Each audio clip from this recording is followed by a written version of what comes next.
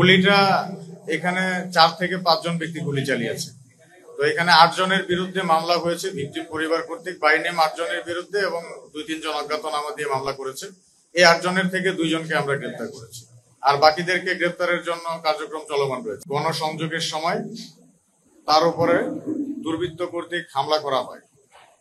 উক্ত হামলায় জনাব এরশাদ সাহেব গুলিবিদ্ধ হন এবং সারোয়ার বাবলা নামক একজন ব্যক্তি গুলিবিদ্ধ হন এবং পরবর্তীতে নিহত হন। এছাড়াও একই ঘটনায় ইরফানুল হক শান্ত এবং মোহাম্মদ সানোয়ার নামক আরো 2 জন ব্যক্তি, মোট 4 জন গুলিবিদ্ধ হন।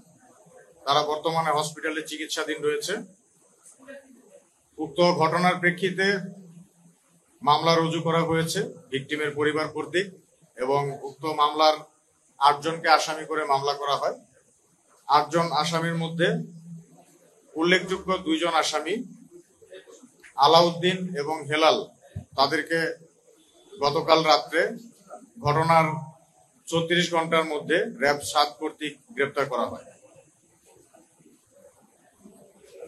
একই দিনে 5 নভেম্বর 2025 তারিখে রাত আনুমানিক 11টা থেকে 11:30টার দিকে রাউজানের বাগওয়ান ইউনিয়নের চৌধুরীপাড়া এলাকায় সুমন, ইসমাইল, খুরশেদ ও সোহেল, এই 4 জন ব্যক্তিকে দুর্বৃত্ত কর্তৃক গুলি করা হয়। উক্ত ঘটনার প্রেক্ষিতে ভিকটিমদের কাছ থেকে আমরা তথ্য সংগ্রহ করি এবং তাদের জবানবন্দি থেকে প্রাপ্ত তথ্যের উপর ভিত্তি করে প্রধান আসামি ইশতিয়াক চৌধুরী সহ জ্যাকি ও জনি নামে আরো 2 জনকে, মোট 3 জনকে আমরা একটি বিদেশি পিস্তল, একটি ম্যাগাজিন ও 4 রাউন্ড তাজা অ্যামুনেশন সহ গতকাল রাত্রে গ্রেপ্তার করতে সক্ষম হয়েছি।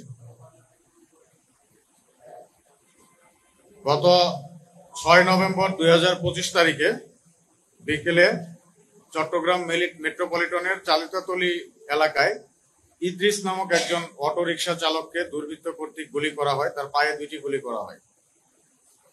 উক্ত ঘটনার প্রেক্ষিতে ভিকটিমের কাছ থেকে আমরা জবানবন্দি গ্রহণ করি এবং তার কাছ থেকে জানতে পারি যে এর সাথে 3 জন ব্যক্তি জড়িত ছিল।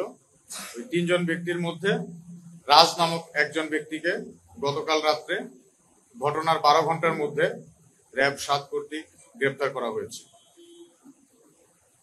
মোট 3টি ঘটনায় ভিকটিম 9 জন ব্যক্তি গুলিবিদ্ধ ছিল এবং তাদের বিরুদ্ধে সবার বিরুদ্ধে মামলা হয়েছে এবং কার্যক্রম প্রক্রিয়াধীন রয়েছে, এবং টোটাল উল্লেখযোগ্য 6 জন ব্যক্তিকে আমরা গ্রেপ্তার করতে সক্ষম হয়েছি। তাদেরকে যাদের গ্রেপ্তার করা হয়েছে তাদের বিরুদ্ধে পরবর্তী আইনানুগ ব্যবস্থা গ্রহণ করা হবে। প্রথম ঘটনা যেটা, জনাব এরশাদ সাহেব এবং সারোয়ার বাবলা পাশাপাশি ছিলেন। আপাত দৃষ্টিতে মনে হয়েছে যে সারোয়ার বাবলাকেই গুলিটা করা হয়েছে, যেহেতু তার ঘাড়ের মধ্যে একদম অস্ত্র ঠেকিয়ে গুলি করা হয়েছে, এবং এরশাদ সাহেব খুব কাছাকাছি ছিলেন যে কারণে তার গায়েও গুলি লেগেছে। এটা একটি পরিকল্পিতভাবে হত্যাকাণ্ড করার উদ্দেশ্যেই তারা গুলি চালিয়েছে। আর এখানে উদ্দেশ্য 2 জনই ছিল নাকি 1 জন ছিল এটা এখন পর্যন্ত পরিষ্কার নয়, এটার তদন্ত চলছে। হয়তো আসামি 2 জনকে, উল্লেখযোগ্য 2 জন আসামিকে গ্রেপ্তার করা হয়েছে। জিজ্ঞাসাবাদ এবং পরবর্তী আসামিদেরকে ধরার জন্য আমরা চেষ্টা করছি। তাদের সবাইকে গ্রেপ্তার করতে পারলে তারপরে হয়তো তাদের মূল ইন্টেনশনটা জানা যাবে। গুলিটা এখানে 4 থেকে 5 জন ব্যক্তি গুলি চালিয়েছে। তো এখানে 8 জনের বিরুদ্ধে মামলা হয়েছে ভিকটিম পরিবার কর্তৃক, বাই নেম 8 জনের বিরুদ্ধে, এবং 2-3 জন অজ্ঞাতনামা দিয়ে মামলা করেছে। এই 8 জনের থেকে 2 জনকে আমরা গ্রেপ্তার করেছি, আর বাকিদেরকে গ্রেপ্তারের জন্য কার্যক্রম চলমান রয়েছে। অপরাধী তো ধরা পড়ার পরে তার নিজের অপরাধ সম্পূর্ণভাবে ডিনাই করে। তো প্রাথমিক জিজ্ঞাসাবাদে তারা কেউই স্বীকার করেনি। পরবর্তীতে হয়তো কোর্ট থেকে রিমান্ডে নিয়ে আসলে বিস্তারিত জানা যাবে। হ্যাঁ, ছোট সাজ্জাদ বড় সাজ্জাদের সাথে যেটা রয়েছে, এটা সারোয়ার বাবলার সাথে ছোট সাজ্জাদের সাথে একটা কনফ্লিক্ট আগে থেকেই চলমান আছে। আপনারা জানেন যে এর আগেও বাকুলিয়াতে তাকে মারার জন্য একটা অ্যাটেম্প নেওয়া হয়েছিল, এরপর পতেঙ্গা বিচ এলাকায় একটা অ্যাটেম্প নেওয়া হয়েছিল। তো তাদের ভিতরে একটা কনফ্লিক্ট অনেক আগে থেকেই চলছে। এখন যেহেতু বাবলা মারা গিয়েছে এবং ছোট সাজ্জাদের সাথে তার কনফ্লিক্ট ছিল, সন্দেহ তার দিকে যাওয়াটাই স্বাভাবিক। আর সম্পূর্ণ তদন্ত না করে এই বিষয়গুলো ধারণামূলকভাবে বলাটা ঠিক হবে না।